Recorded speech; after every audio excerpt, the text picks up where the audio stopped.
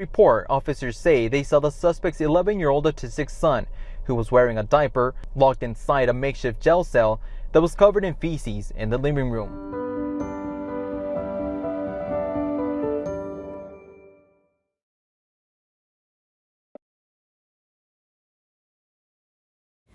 On April 23rd, at around 10 a.m., officers responded to the 2000 block of Silverton Drive to respond to a truancy issue involving a student.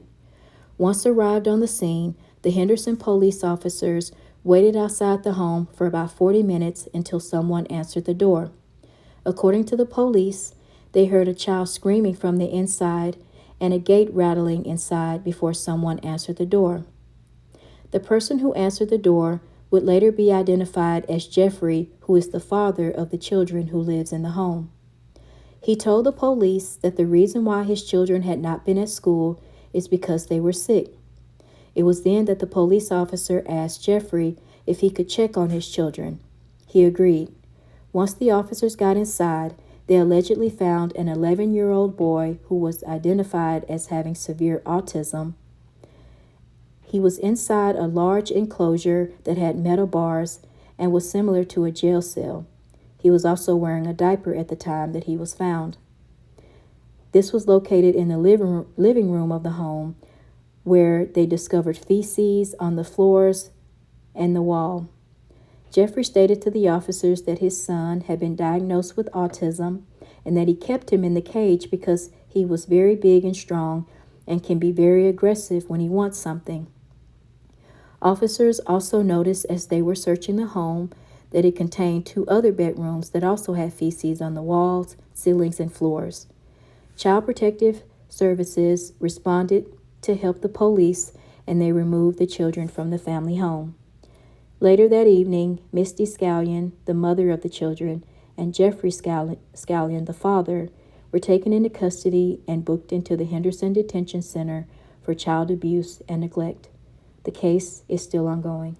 School District Police visited this home right here on Tuesday to check in on one of the children who hadn't been to school for over a week. Now, they say after officers knocked on the door for about 40 minutes, one of the suspects finally opened it, revealing what officials call deplorable living conditions.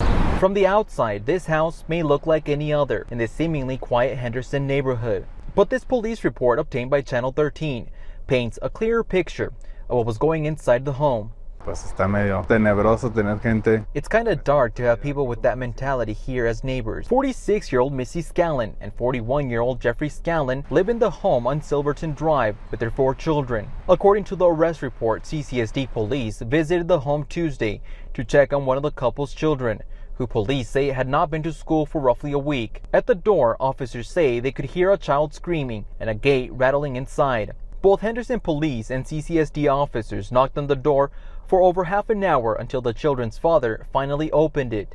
In the report, officers say they saw the suspect's 11-year-old autistic son, who was wearing a diaper, locked inside a makeshift jail cell that was covered in feces in the living room. The Scallons' 3 other children were also home. A neighbor I spoke with was shocked to learn what was happening in his community. Ni tengo espacio en mi cabeza. I don't have space in my head to think about how you can do that. In an interview with police, the suspect said the metal enclosure had been inside of the home for roughly 6 years. The Scallons say they would lock their 11-year-old son inside when his, quote, behavior got out of control.